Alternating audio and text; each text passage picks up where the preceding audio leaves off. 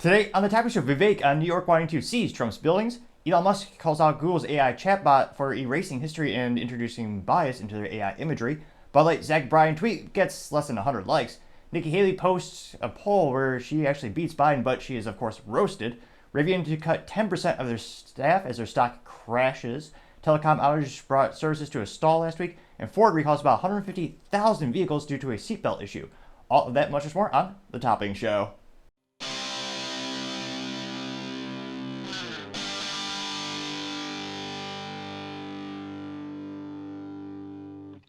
Thank you everyone for taking the time to tune in today. Today's episode of Topping Show is proudly sponsored by Topping Technologies. Topping Technologies is an IT value-added reseller and services company with a special proficiency in IT security. Heck, I see their founder at least twice a day. Guy stays quite handsome and brilliant. He's me, you see, that's a joke. If you're an IT leader or business owner, reach the team at sales@toppingtechnologies.com. Also trying to get to 4,000 subscribers by the end of the month. So if you could click that button and tell your friends, I would greatly appreciate it. Now going over to the business part of the podcast, you have Rivian cutting 10% of their staff as their stock crashed terribly. In fact, it was one of the worst days for the company. In one day, it dropped 26.34%. And when it comes to the week average last week, well, it was terrible to say the least. Now, should be too surprised they're starting to cut staff. Now, again, going back to that 5-day trend last week, it went down 35.34%. Also known as terrible. So it's currently trading for, again, by the time this video is rendered and uploaded, might be a little off, but currently trading for about $10.54 per share, which is deeply discounted, some might say. Now, I say that especially because, well, hindsight's always investing. It's always hindsight's 2020 with investing. I knew some friends who invested in Rivian off the bat because, they worked in IT and they had base salaries and benefits, so they could afford to take some additional risk in life. Personally, I choose to gamble on myself, and my companies and my team just, invest it all. But nevertheless, some people like to gamble in the stock market, and their IPO came, and the IPO came in at about, let me see here, $129.95. Yeah, that's not good. That means, again, we'll do a bit of math here today. The stock has currently lost 91.89% of their stock value. Just erased. And can't help but think, probably going to get a little bit worse as you have some of those convertible notes because, again, they needed about $1 billion in cash flow. I think it was Q3 2023, and they got the loan or they got the money, but it was a condition in which, after a certain amount of time, then the person who lent the money would get Rivian shares. So you're increasing the amount of shares on the market, thereby decreasing the price. So again, in the past 5 years, it's down 91%. In the past year, it's down 42.08%. Year to date, granted, it's only been a couple months, it's down 50.07%, half off for this stock. Again, not financial advice because, again, I like to tell people you want to invest in things that you can individually control, like, learn a craft, a skill, or what have you. So again, year to date is down 50%, and the past 6 months, about the same, it's down 48.15%, which is astonishing to think it's dropped that much. And I guess we should be too surprised, and I'll pontificate and actually talk a little bit more about industry trends after I read some of the specific details about the layoffs. Now, this comes to us originally thanks to Rob Sachs over at LinkedIn News, and they note that the company is being, hurt because of, low demand, because their vehicles are pretty expensive and a luxury item. Now, they note that they are getting rid of specifically 10% of their salaried jobs, and they note that production this year is expected to match that of 2023 at 57,000 vehicles, which, again, for a relatively new startup company, that is still very impressive. You look at the amount of companies that fail, the automotive industry is one of the worst ever. I mean, I'm reading a book about Henry Ford right now, and it's talking about how in the 1900s, there's over 300 U.S. manufacturers that come to automobiles. And now there's only a couple handful. The last successful company in the U.S. in terms of American automotive companies starting and being successful before Tesla was Chrysler. So that kind of shows you how rare it is to actually start a successful car company that doesn't immediately go defunct. And truth be told, especially with electric vehicles, a lot of them are going bankrupt for a myriad of reasons. But Rivian actually did get a physical product to market. So again, that's another big hurdle, and actually getting some volume of units to the market, unlike the competitors, because famously, I think it's fiscal Q3 or Q4 2023, you actually had Lordstown Motors, which they were supposed to save that factory that General Motors sold off to them to make an electric pickup truck. They didn't even make it to even pseudo-mass production. I think they only had a couple of prototypes. So again, Rivian has still hit some astonishingly impressive business points in the automotive industry, but again, they're bleeding money left and right.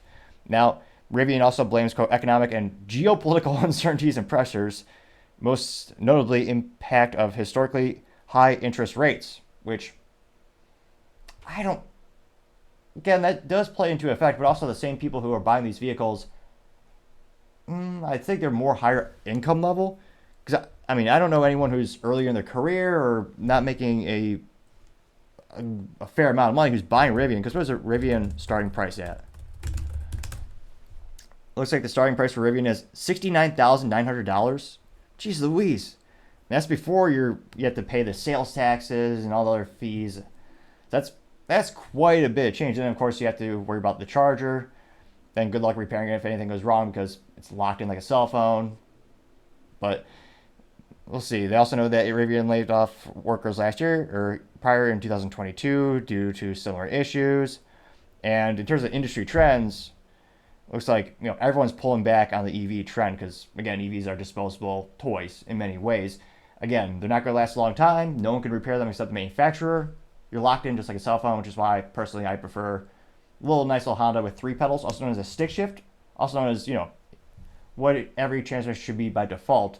And it's got a good little Honda internal combustion engine, which means any local mechanic can repair it, any local mechanic can maintain it, and because it has brilliant Japanese engineering, it'll last damn near pretty much to the day I died. If I really wanted to make it last that long, and truth be told, I'll probably do as much as I can to make it, though taking it to the track probably isn't the best policy if I want that to last a million miles. But nevertheless, it's damn near bulletproof. That's one of the biggest benefits of an internal combustion engine, especially if it's Japanese manufactured.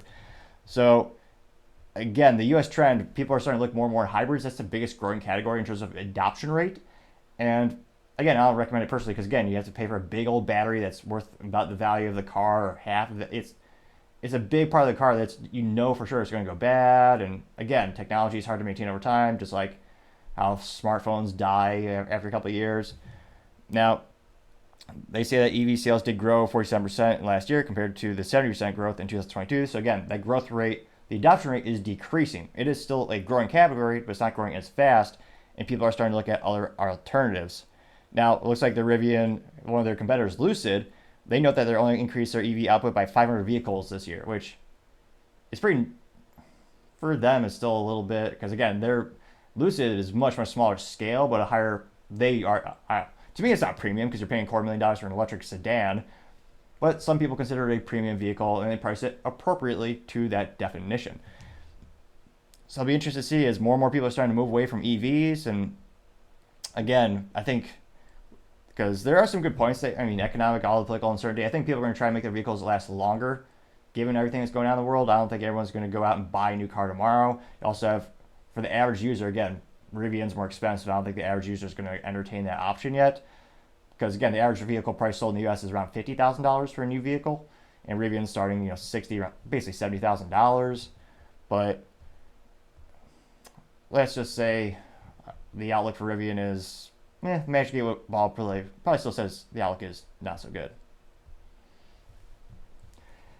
Now, going over to other business news, you have Telecom outage bringing services to a standstill last week. And this is, oddly enough, I guess I won the Telecom lottery. I wasn't affected personally, though many people I know were definitely hit with that. And it looks like it affected a lot of the major ISPs and telecom companies, and AT&T was the name that was in all the news. Now, a lot of people are also noting that there's another cyber attack that's going against the US, which, again, I don't want to say we should put another dollar in the Alex Jones jar is right, but he did also predict that there's going to be a lot of increasing cybersecurity attacks against the United States going into the election year. So it'll be interesting to see if maybe that's why this is happening. It looks like it might be the case for the pharmaceutical hack that happened last week. But for the telecom, AT&T is claiming that it was not a cybersecurity attack. Now, this comes from Associated Press News or AP News, and they note that AT&T says the outage to its U.S. cell phone network was not caused by a cyber attack. Now, they also say, they said this in a brief little statement, they say, the hour-long outage to the U.S. cell phone network appeared to be a result of a technical error and not a malicious attack. The outage knocked out cell service for thousands of users across the U.S. starting early Thursday before it was restored. AT&T blamed the incident on an error in coding without elaborating. Now, they also have well, let's see here, a little fun little blurb here. They say, quote, based on our initial review, we believe that today's outage was caused by the application and execution of an incorrect process used as we are expanding our network, not a cyber attack, unquote. Which, again, I hate to be the programmer or the techie who is in charge of that. I don't know if they just, there's a wise old saying in IT, you never test in production. You always want to test things out, in a controlled environment for it. It could potentially detrimentally affect the end users, though, curveballs still happen, as they might say. Now, of course, one of my favorite websites, the downdetector.com, where, again, anyone can go to that website. Just think of it like Google, but, well, not really. It's basically a website where it tells you what websites are down, which is A+ for marketing. And you can go there and you tell them, hey, I'm having issues with a certain application, a certain website, and it'll kind of tell you, it'll pull how many people are affected by it. It looks like they peaked at 73,000 reports of people saying my AT&T is not working. Now, they also were affected by Cricket Wireless, which not too surprising because that's a wholly owned subsidiary of AT&T. Now, interestingly enough, they also noted that users of Verizon and T-Mobile also reported issues, but they were much less in quantity. So again, that's why all the eyeballs are at AT&T. Although that being said, it looks like the FBI and the FCC are also reaching out to AT&T to ensure it was not a national security risk. So it'll be interesting to see. And fascinatingly enough, the reason I didn't put this in the business blunder section of the day is because, again, with telecom providers, there's kind of a triopoly. I mean, T-Mobile famously bought out Sprint a few years back. The three biggest options are, AT&T, Verizon, and T-Mobile. So really, there's very few choices. And again, this affected all of them. AT&T was just to a greater extent. So it'll be interesting to see what the final result is. I don't think it's actually going to hurt their sales too much. I don't think a lot of people are going to switch over their network or their provider just for having one day. But let me know, would you actually consider switching over your whole family plan or your cell phone plan because of this specific outage? I'd be fascinated to hear, as always, what you have to say. Now, going over to the culture part, I guess you have Bud Light Zach Bryan tweet gets less than 100 likes. Now, this comes to us thanks to Bud Light's ex-Twitter profile, and they say specifically before this little video, quote, Super Bowl, was it 48? Whatever number the Bulls are on. Weekend in the Bud Light backyard with Zach Bryan and Leon Bridges was a wish come true, unquote. Let's see, does it have terrible music in it? Yeah, it does. What the heck? Is that a man? Someone wearing, like, women's pants from the 70s? He has a beard. That's bizarre. People holding Bud Light. You see guitars, cliche, people dancing. And that only got 7,000 views. And again, this was a couple days ago. It's had time to brew, pun moderately intended. It only got 79 likes, which, again, people love musicians. Apparently, there's got to be some people who are deeply fans of Zach Bryan and Leon Bridges. Is that Jeff Bridges' brother? Whoever they are. But even famous musicians aren't able to pull them out of this business blunder. It's just, I guess it's not too surprising. But again, it only got 79 likes, which is another friendly reminder to take 1/1000th of a second. If you could like this video, as always, I would especially appreciate it. Again, a multi-billion-dollar company still got less than 100 likes. And this is even more piss-poor marketing when you consider they didn't actually tag the musicians. Which, again, I'm not a social media guru by any means, but I know if you want to have a post, wherever you're posting it, with Facebook, LinkedIn, X, Twitter, and you want to do it with a post with someone or a business, you tag the business, you tag the people in it, so that way the people that follow, the individuals that follow those companies and follows the people that you are tagging, they see it in their newsfeed. And yet, they didn't tag, I'm actually surprised they didn't tag like the NFL, because again, then everyone who follows the NFL would also see that. They didn't tag any of the musicians. So I don't know who's in charge of their marketing department or how many people are left at this point, but yeah, a blunder to say the least. And of course, there's going to be some comments. There are actually, 17, which is not that many. I suspect many of them will just be roasting them viscerally, but let's dive in the comments and see. The first one comes from Angry Alan, who simply says, nope. They got 4 likes. The next comment that got any likes was from Jer VA saying, sending hate from Virginia.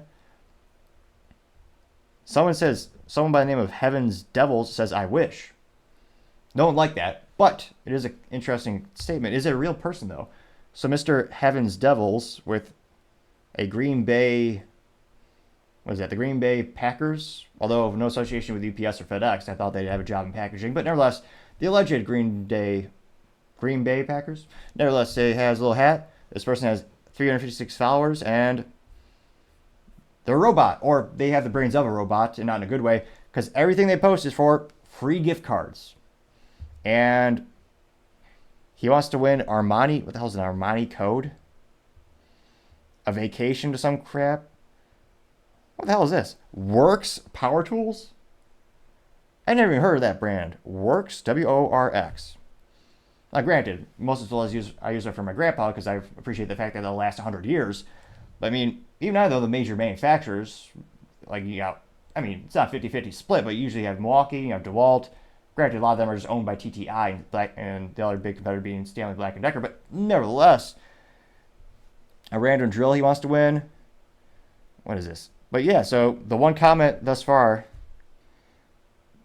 is just from a robot or someone who has the personality of a robot. Now, some people might argue I have a personality of a robot, but Arrow 405 does not compute. What? Where? Nevertheless, back to the comments. Fat ND guy simply says, gay beer, unquote, getting 5 likes. Thus far being the top comment by likes. Oh, I spoke too soon. Mr. Joseph Rose simply said, were these guys in the audience? Is a GIF of Dylan Mulvaney, as well as who again is the trans activist who is made especially famous thanks to the Bud Light business blunder of the century, them spending $185,000 to lose hundreds of millions of dollars in sales because this brand ambassador has an average audience age which is 15 years old. So many people thought probably not appropriate to hire this individual to celebrate 365 days of womanhood and share that with their audience. And it's also this Dylan is dancing, or what is Dylan doing? Putting on sunglasses inside, which fashion faux pas, obviously, and then giving it to, I forget the creepy teacher who's a biological man dressing as a woman, telling children in elementary school that, oh yeah, they should alienate themselves from their family, they should embrace gender transitioning and confide in this individual. So this adult man wants children to confide. Really? So, yeah, I don't know about that. That did get 6 likes. Let's see here. Grim Awareness says Bud Light, haha. No one liked it, but I thought it was worth reading. Joseph Rose says, quote, put real heroes on beer cans is a picture of Kyle Rittenhouse on a can of Pat's Blue Ribbon. That did get 4 likes. And fascinatingly enough, people thought the Kyle Rittenhouse thing was about race, yet the 3 guys that that attacked him were actually all white. And then one of the individuals he happened to defend himself against where he used deadly force just happened to be a pedophile. And the other one abused women. So the people who attacked Kyle were not good people. Most people would say they're morally mentally vacuous, to say the least. And that did get 4 likes. You also have taxpayer 13549 saying, quote, you still aren't listening to your customers, unquote, getting 2 likes. Oh, there's more. Julia Broderick says, quote, you are still being boycotted. Stop pretending it isn't happening, getting 3 likes. We the People 1790 says, quote, Yangling beer is a football beer from now on. Your Harvard BS marketing whiz destroy the brand, unquote, getting 2 likes. The Ronin Report did a little picture compilation or a little video walking through the grocery store where there's no Yangling beer, but there's plenty of Bud Light. Plenty. And then, of course, they have a screenshot of this person being blocked by Bud Light. They got 1 like. Scott Sims says, quote, I hope your woke DEI was worth losing 30% of your business. It is clear you look down on your customers and are now reaping the consequences. Yangling made in America, unquote, getting 4 likes. Now, granted, I did like that as well. Now, specifically in terms of losing their sales, Bud Light, their sales are down 30%, but that's just for the Bud Light brand. Anheuser-Busch InBev owns 40 plus beer brands, with the other top brands being affected the most being Budweiser, down between 10 and 12% by sales, and Michelob Ultra, down between 3 and 4% in sales compared to the same time periods the last fiscal year before there was the controversy with Dylan Mulvaney. So, yes, 30% of Bud Light is gone, but overall as a business, their stock has nearly recovered 100%, and they're still a multi-billion-dollar company with many brands.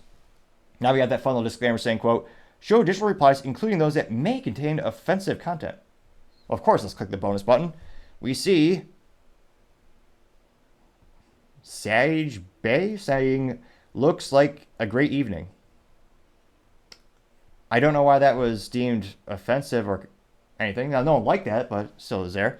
Apollo simply says, quote, it would be easier to make a commercial with women in bikinis and go getting 2 likes. Let's see here. Rocky Carter simply had a slash sign. I forget what that is on your keyboard. It's the same keyboard, the same key for the question mark, little slash sign. That got 1 like. I don't know why, but that person replied with that. Stupid Dog says, quote, trans loves a bundle of sticks. It's a nice way of saying it. That did get 1 like. Now, going to the very top, I bet there are some... Oh, they actually did not do some additional censorship. I'm actually surprised with that. So again, overall, still getting ratioed left and right. It doesn't give me a compelling reason to buy the beer. I mean, it's just a video with people at a concert, which used to be their core demographic. I mean, people used to love country music and Bud Light. They used to go together like sports... Oh, come on. Jeez Louise. They used to go together like sports balls and booze, but now, not so much. And again, I don't think just can't help but think they're going to get those sales anytime soon doing the same old marketing. Because again, the definition of insanity is doing the same thing and expecting a different result. That's kind of what they're doing the past couple of months, or almost for the past year. I mean, they probably piss off maybe 5% of what politically, as this has also become a political issue, of people on the far leftists. If the CEO were to come out and say, hey, we messed up, I apologize, I take full responsibility, I think they probably piss off maybe 5% of the far leftists, but I think they get maybe 7 to 8% of their old sales back from their old customer base. But again, it's been almost a year. I think a lot of people are going to say too little too late. But I mean, when you look at social media, the number one subject of the negative comments are the ones asking for an apology. So do I think that'll realistically happen at this point? Probably not. I think they'll just keep trying to, in a futile attempt, just keep throwing money at the problem by hiring a bunch of brand ambassadors and different sports balls leagues that they sponsor. But who knows? Maybe their sales will go up next week. I mean, probably not. The data does not support that. But who knows? Maybe. Probably not. Other interesting cultural news, you have Elon Musk calling out Google AI chatbot for erasing history as well as diversity. Now, in terms of diversity, I say that in terms of they're basically replacing the race of everyone in history. So they're getting rid of, what was the Urban Dictionary say, the white folks, I think is the youthful term for that category of people. A lot of people say Eastern European or Europeans, but Elon said specifically, quote, the woke mind virus is killing Western civilization. Google does the same thing with their search results, Facebook and Instagram too, and Wikipedia. And he is responding to a post by the New York Post where they say, quote, Google's woke AI makes Vikings black and the Pope a woman, and this is the image of your founding father. History messin', and is George Washington, but he is African American. And Elon, this is one of his records, got 27.7 million views and 219,000 likes, which is quite a few to say the least. That's, as youth might say, going viral. That's one of his most successful posts. Because again, it's fascinating to see what Google will only make certain races look good, and they'll completely obfuscate and they'll actually hide other races completely, which isn't too surprising based on who's programming these things and who's creating them and their political bias and all the biases that they have. Now, going to the comments section, you have Texas Lindsay saying, quote, you helped build the internet. Is it too late to build a new woke-free search engine, or will the search engines become futile as AI advances? I got 1.7 thousand likes. Elon Musk says grok, unquote, getting 4.7 thousand likes. So that'll be very interesting. I don't know if it'd be to use grok, because that's the AI interactive chatbot that they have on X Twitter. Be interesting if it actually become more of a search engine. Now, Doge Designer says, quote, or he literally just Googled images for happy white women and white man, and the results were all African American men with white women. So you ask Google for happy white woman and white man, and the response, and it's also a picture of a book that says why black men love white women. So yeah, it's literally all the stock photos are of an African American man and a white woman. And that got 4.1 thousand likes. Let's see here. Paul Suzupa says, quote, look what happens if you search happy white woman with white man on Google. Go ahead, try it yourself. And he again did a screenshot of his results, getting 330 likes. Let's see here. We do have our favorite leftist. Well, we don't really like him, but appreciate some interesting, more contrarian statements. So that way they're not just all the same, as some places can become echo chambers, which gets pretty boring pretty quick.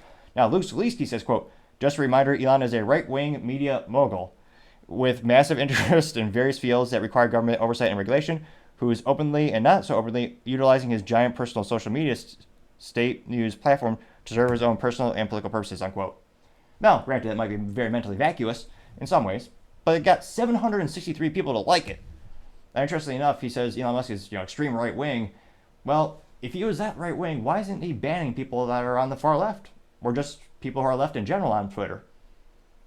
Fascinatingly enough, X-Twitter seems to be the only place that isn't overly censored, and opinions are just erased. So, of all the social media websites, I would say X-Twitter is, it's by far the fairest one, and the most unbiased one, and one with the most the highest quantity of diversification of thought. Because again, even you see this even with memes on Facebook. If you have certain memes about certain categories, it'll be erased in a New York minute.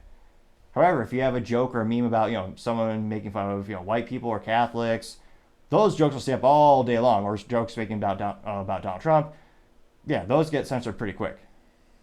So it's interesting what you are and are not allowed to make fun of on certain media websites. Kind of shows their biases. Let's see here.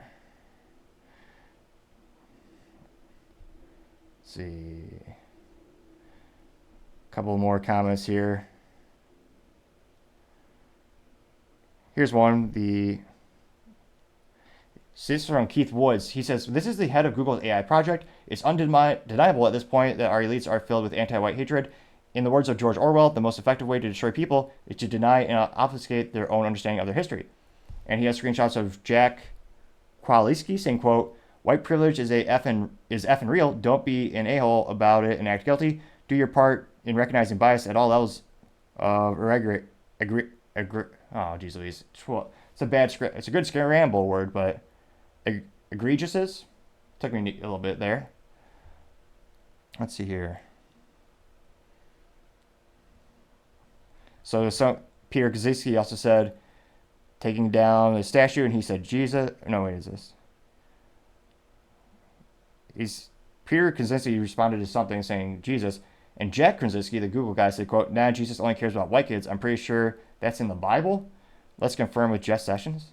Which, again, you don't have to read too much of the Bible to realize Jesus loved everyone. And so again, mentally vacuous to say the least.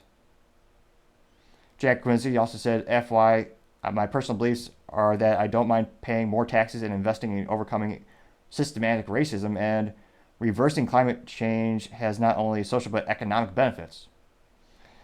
So there's a lot of screenshots. So you could definitely see his political bias. Let's see here. Ian Miles Strawling says it's not just AI, and he does another screenshot of the Google results being skewed. Red Wave Press says, quote, X is the only platform that isn't a leftist propaganda machine, unquote, getting 284 likes. Wendy Peterson says, quote, it seems like Google overnight changed every definition of every word that now mimics liberal ideology, which is far left from the truth, unquote, getting 376 likes. And we really shouldn't be too surprised when you look at the political donations, especially with tech companies. It's a factor of nearly 100 to 1 in terms of the number of people who donate to Democrats versus Republicans, which is another fascinating topic. Most businesses you never see a lot of businesses push for diversity of political thought. I wonder if we'll see that in our lifetime, if that's something that a lot of people value, and if that perhaps could make maybe a business more effective because you get different ideas in there. I'm one of those people where as long as you have the shared values and morals, then obviously I think the additional political thoughts could be beneficial perhaps. Let me know in the comments. I've never seen that in LinkedIn or any of these websites in terms of when they're talking about increasing the diversity of their businesses, they usually are not talking about political. I wonder if that maybe will be something of a talking point someday. Maybe it has, and I just haven't seen it yet. Let me know in the comments what your thoughts are. As always, be fascinated to hear what you have to say. Now, going over to the political broad podcast, you have Vivek on New York wanting to seize Trump's buildings and political persecution. Now, Vivek says, quote, this is on his ex Twitter profile. He says, "Success is our vengeance. This is the way." And is a brief little interview on an old defunct, well, I'm surprised it's not on business yet, web news organization called Fox News, which pretends to be Republican or pretends to be right. Well, politically speaking, in terms of facts, well, I don't know how right they really are, but nevertheless, play this quick little clip here. Well, helps if I have the volume, perhaps. Just a little bit, maybe. Crank that up for you. Regardless of your political belief, there is one standard of the rule of law in the United States of America. And I'm grateful that Donald Trump is standing strong, that he's actually said it beautifully the other night. Actually, on Fox, on the town hall, he said it. You know what my vengeance will be? Success will be my vengeance. There's a trap to try to bait somebody, to come after them in so many different directions that you get them to crumble or to make a mistake. I'm glad to see him going in the other direction to say that, you know what, we're going to chase success. Success is unifying. Success is how we win. And you know what? I have full confidence that that's exactly what's going to happen this November, even though they've created a complicated path to get there. Regardless of your... And I don't know if that's a bug or a feature, but why the video always repeat on X Twitter? Maybe just because they assume you find the content so fascinating you want to see it twice, but I'm surprised. It keeps happening for almost a year now that I've been more active on X Twitter. I think I've had an account from a personal account since college or back in the day, some might say. And this went moderately viral. Not his most highlighted moment, but got 685,000 views and 15,000 likes. And in terms of political tactics and moves on the political chessboard, I think more people respond to class than ass. And I think Trump is pivoting to more of focusing on the positives and not viscerally attacking his opponents as much. Maybe it's confirmation bias. I've been trying to cover all the politicians and kind of keeping up with it. But again, I think this message will resonate with more people politically in the middle who, again, when you talk about elections, that's really what you're fighting for. Because again, you have people on the left and the right who will vote for their political party no matter what, even if the parties don't really help them in their lifetime. A lot of people just have that default, oh, there's a D. Oh, there's an R. Which, I'm one of those people where quick ADHD comment, I really think we should just get rid of especially because there's a lot of rhinos who are pejoratively known as Republican in name only. I think we should get rid of the actual political affiliation by them, because if you don't know the actual person, you shouldn't be voting for them. And really, ideally, you should be able to name one or two or three policies specifically that you agree with on an individual. Because again, that's what really matters, is their policies and their track record of what they've done for you and their community and your state and your country. So, yeah, it is a shame that so many people just vote down ballot, and people on the left do it, people on the right do it. It's extremely common. Now, going to the comments, one of the first ones comes from Paul Zupa, and he says, quote, "When Americans win and our borders are secure, then justice will be served. That said, the peaceful J6 prisoners all need to be released and pardoned. The Soros-funded DAs need to be ousted. All illegals need to be deported and banned. And the U.S. needs to prioritize peace," unquote. And that did get 105 likes. Now, our favorite leftist did chime in as well, Mr. Luke Zaleski, though not many people liked it. However, some did. So Luke says, quote, "Name one big policy disagreement between Elon, Vivek, Trump, and Putin. They share a common platform of promoting propaganda for oligarchy as a false choice for what you want to see as an order, but which is really totalitarian rule and the end of freedom and democracy and accountability," unquote. Now, granted, that is mentally vacuous to say the least, but 7 people did agree with Mr. Luke Zaleski. And yeah, it's almost hilarious. A lot of people say if it wasn't for hypocrisy, some people wouldn't have any policies at all, or not policies, any values. What would you call that? But it's one of those instances where they also when someone accuses someone, more often than not, or many times, they're also guilty themselves. Yeah, totalitarian rule, end of freedom and democracy. Well, what's Zelensky been doing? Oh yeah, he banned his political opponents. He banned certain religious organizations, and he said he won't have an election in Ukraine unless the U.S. pays for it. So, again, that doesn't really sound like, and yet Luke's other posts historically has been very much supporting in association with democratic policies in the United States, democratic politicians, as well as Zelensky over in Ukraine. But again, he did get 7 likes, which, some people did agree with it. Now, I do have Oxstar saying, quote, makes a success of living by seeing the goal and aiming for it, unswervingly, awkwardly typed out, but I tried to make it make somewhat sense. Now, that did get 109 likes. Marjorie Taylor Greene press release parody account said, quote, "Success is my revenge." Donald Trump getting 172 likes. Alex simply says facts getting 128 likes. Let's see. Scrolling down more and more. Baroness Von M says, quote, "This is the way, Vivek. Full steam ahead," and quote, getting 14 likes. Scott Smolinski says, "Do you ever sleep? Is there more than one Vivek?" and quote, getting 25 likes. Which he does tweet a lot. He's extremely active, politically speaking as well, going to all the different events. Let's see here. Daniel simply says, "This is Trump country." It's a quick little video of South Carolina. Let's see here. Oh, we got a contrarian statement. Roman Valentine says, quote, "Hey Vivek, you tell us you're a successful billionaire. President Trump needs $550 million. Why don't you support the big guys with some cash? Like, dog, you got it and you're back, man. Why you holding back, bro?" Unquote. Now, granted, this person did attack the English language and grammar, but 9 people did agree with that. And yeah, I'm pretty sure the goal is to actually appeal it, not actually cave to that big, many would say, unfair and politically prosecuted fee. Let's see here. So, I mean, there's a lot of people simply saying, 110%, we agree, you go Vivek. They're getting between like 0 and 7 likes. So it'll be interesting to see, a lot of things happen in politics, but yeah, I think maybe Trump will continue to evolve his messaging and it will be more constructive and more positive. I mean, granted, he's known for the zingers. He's almost like a stand-up comedian, very articulate in terms of he will find the flaw in someone and attack it in a comical way. But do you think it would be more effective? Because again, he needs to win people in the middle, and if you look at statistically on the groups in which he decreased the number of votes the second time around, it was also at-home moms or at-home women. So he needs to somehow find a way to appeal to those other groups if he really wants to win the election. Because again, there are a lot of people that are going to vote for Biden by default.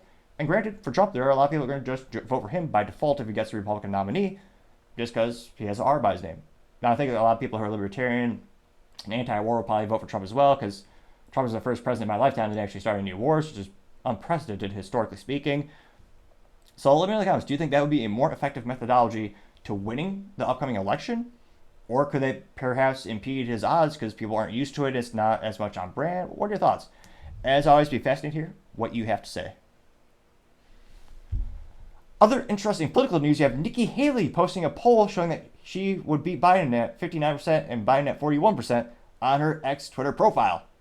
Which, I did smirk a little bit. I will admit, I did smirk a little at that statement, but I was able to say it without technically laughing out loud, so I'm a little proud of myself right there. Now, Nikki Haley said specifically, quote, "Breaking, the new national MU law poll shows I beat Biden by 18 points. Trump is again within margins of error. Republicans have been losing under Trump over the past 7 years. Let's make Republicans great again." Let's make Republicans great again, unquote. And that is laughable because, again, a lot of her policies, they're more Democratic, which, again, if you want to run as a Democrat, just do that. But a lot of people are saying she's the definition of a rhino, which is a pejorative term for Republicans who are just Republicans in name only. So they run the Republican, messaging, but once they get in the office, all their votes are just in line with the values and policies of Democrats. And what blows my mind is when people keep re-electing those people. Because again, if you don't like it, vote them out. Even if you feel so politically aligned, primary them yourself. Get them out so you can have the people who you want to represent you.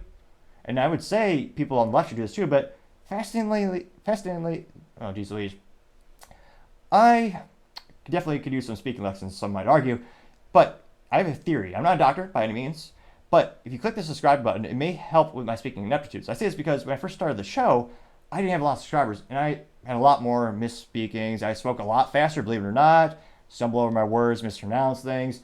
However, as we've gained subscribers, I have become a little bit more articulate. Some might argue it's just a modicum of success, but I would argue it is a little bit, nevertheless. So if you could click that button, again, I would greatly appreciate it. Now, again, going back to Nikki Haley, and I say, Republicans around us in name only, fascinatingly enough, I've never seen, a Democrat do that. They, in terms of marketing, they do what they run on. They say they're Democrat, they have these beliefs, these philosophies. They're going to vote for those when they go to D.C., and they do. It's seemingly only Republicans that flip more often than not. Now, again, this poll was conducted by Marquette University between February 5th and February 15th, 2024. And I really wish I'm not seeing it. She doesn't actually link to the actual study. So, let's see here. So, Marquette University, Nikki Haley. If we're lucky, I'll be able to find it. Marquette University, poll, Nikki Haley, Biden. Let's see. MarquetteUniversity.com. Where's Nikki Haley? Nikki Haley.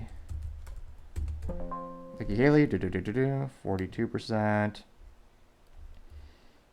Where's the poll sample size? Because they have many polls. One's from May to February. Let's see. The poll was surveyed 800. All right, so not the best sample size. So Nikki Haley didn't put this on. Again, it'd be really nice if they put like a link to the actual study, because again, you want to know your sample size. You want to know, because again, probably one of the few things I learned in college was business statistics, and based on how you ask the question and what your sample size is and how you choose your sample size, you can get whatever result you basically want. So going to this, it looks like the survey consisted of 882 registered voters nationwide. So relatively small sample size. You usually want to, not the rule of thumb, but more often than not, I see political polls where it's usually between maybe 1,200 and 2,000 people, which again, it's still relative to the U.S., a very small sample size. They say it's nationwide, so that's a little bit better than obviously just having it in one state, which more often than not could be leaning left or right, or it's a swing state. And they know there's a margin of error of plus or minus 4.5% percentage points for likely voters. Let's see here. And again, the poll was actually between Haley and Biden. So again, not that there's anything wrong with that question, but I would love to see more polls where it's Nikki Haley, Trump, and Biden. Because again, she's highlighting the polls where she wins 59% to 41%, her over Biden, and then the poll has Trump beating Biden 52% to Biden 48%. So again, it shows that she is getting some Biden votes. I suspect that's because, well, she has a lot of Biden's policies, and that's not too much of a surprise. But again, that's in a poll where they don't have that option of Trump. And a lot of these primaries, a lot of these polls, there's a lot of people who are traditional Democrats actually voting in these Republican polls, Republican primaries that are kind of skewing the data like they have not historically in the past. And I think that's one of the reasons we see, again, she's still way far away from Trump at the poll aggregators. We're talking, 40 plus points difference. Like, it is almost comical. But yeah, I can't but think, still, she is getting funding more and more. So that's, that's a contributing factor to why she's also running too. And that's helping her out. Now, she got, as youth might say, ratioed. She had 431,000 people tune into this in the first 24 hours. And only 3.3 thousand people liked it, which is one of the worst ratios we've seen while covering this show. Now, I suspect it'd be fascinating. Maybe she's turned around her social media, her marketing campaign. Maybe everyone's going to give her accolades and congratulations in the comments section. They'll say, we're going to, we're all in on Nikki or something to that effect. Probably not. It's never happened before. But perhaps a more interesting question would be, will she achieve the Chris Christie effect? A fascinating political phenomenon where we've seen twice an instance where Chris Christie will post something on social media and 0 people will give him a positive response, which is mathematically impossible because conceivably he has things like family, friends, allegedly a campaign team, and yet none of them would take the 1.5 seconds to type out a comment and give him a little bit of credit. It happened twice. And again, we were covering him more when he was running or walking for the Republican nominee, for presidential nominee. And that happened twice where there's no positive comments. So it'll be fascinating to see if Nikki Haley achieves that. There are 3.3 thousand comments. So I was going to say we don't have all day, so I'll just go read the top 10 or so. I don't think she'll achieve that result, but perhaps close. Let's dive in the comments and see what people have to say. One of the first ones comes from Paul Zazupa, who says, quote, Breaking, Nikki Haley continues to get absolutely crushed in her home state of South Carolina. It's even worse for Haley nationwide. She's lost every single primary in a landslide, and that's not changing. Haley's campaign is over, and she's just wasting millions on her vanity. And that poll aggregator that Paul posted, and again, that's a average of all the political polls, so it's a little bit better than just an individual poll, I would argue. And that is Trump at 77.7% and Nikki Haley at 16.4%. So again, a comical delta, aka difference between the two. And that got 484 likes for that particular statement. Tony Segura says, quote, "Your delusional, tricky Nikki is funded by Democrats." And looks like there's a couple news articles where they say top Democrat donor Reid Hoffman gives $250,000 to Nikki Haley's super PAC. They also, another one says Haley's 2024 bid gets cash from group led by investor Matt Kohler. It looks like, and Kohler has historically funded people who are Democrats. And that did get 370 likes. So another roast, as youth might say. Let's see.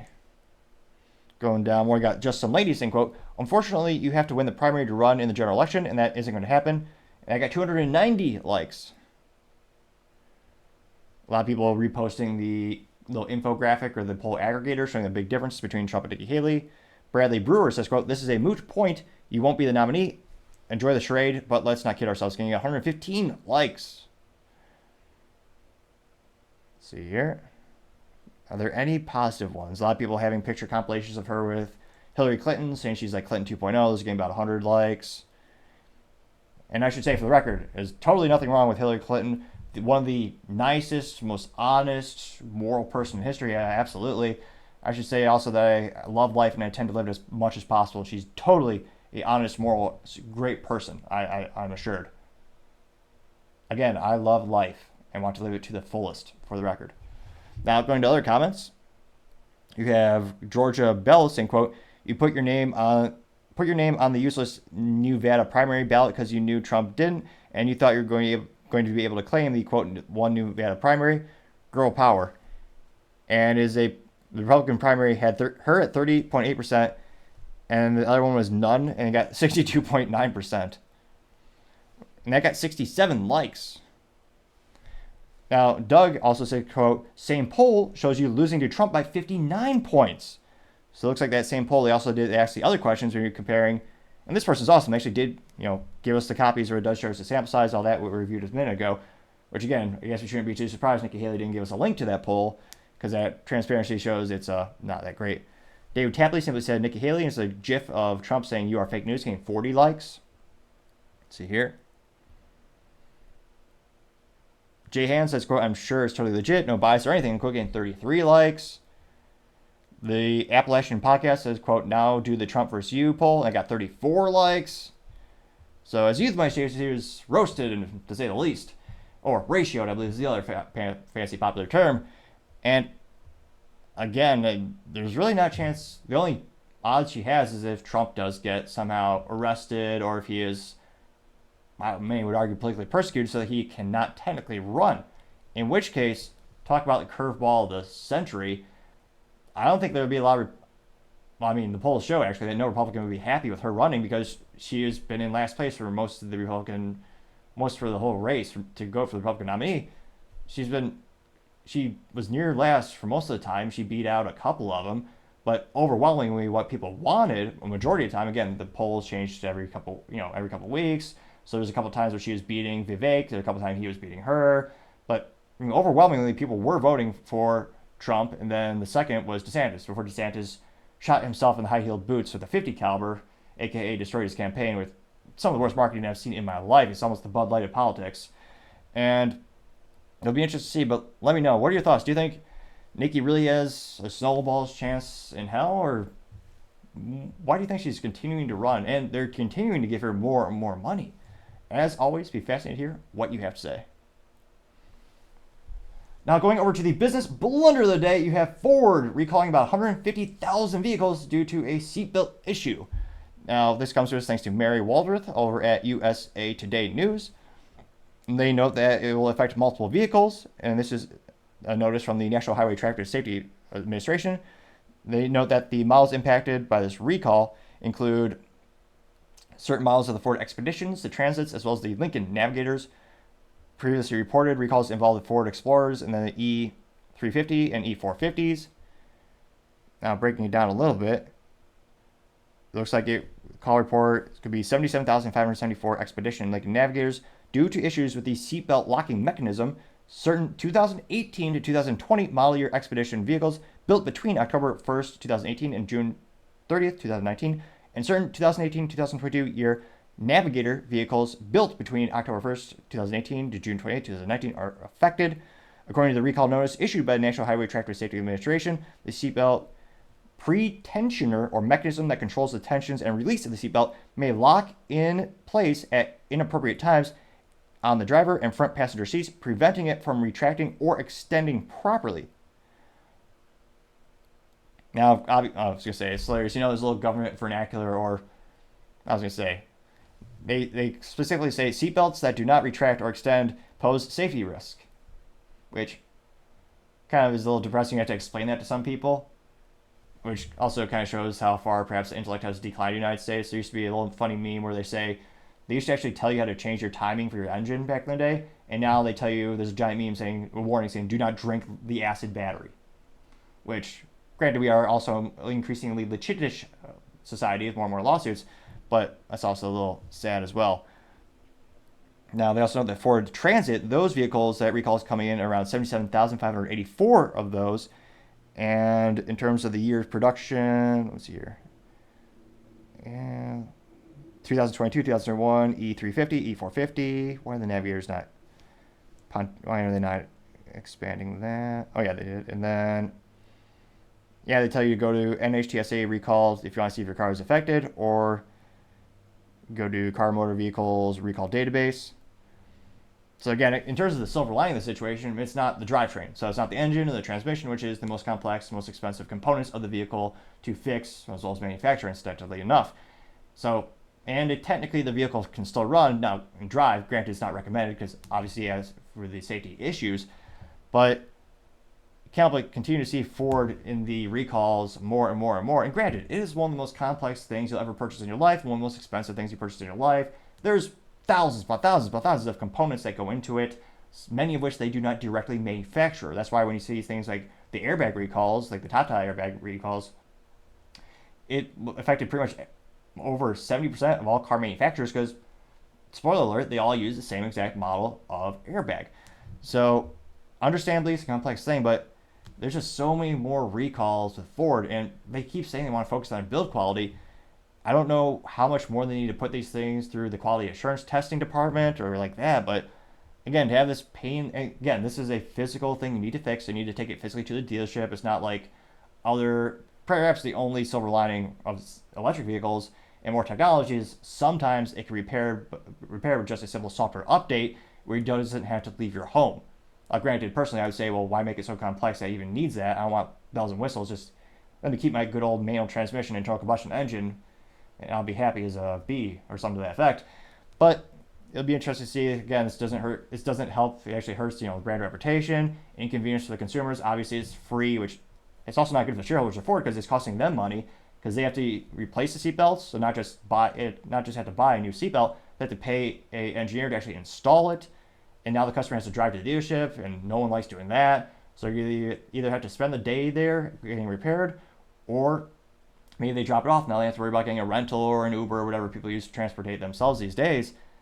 So to have an issue where you have such a big recall for something they were just, to me, they just should have thoroughly tested even more. That certainly is the business blunder of the day. Thank you, everyone, for taking the time to tune in today. Again, I'm trying to get to 4,000 subscribers by the end of the month. So if you could click that button, I would greatly appreciate it. Also, leaving a thumbs up, thumbs down, or a comment is a great way to give me some additional feedback so I can make the show better and better. Lastly, don't forget to take the time to tell your family, tell your friends, tell your coworkers, heck, tell your enemies, tell anyone and everyone. Just stay safe, fight the good fight.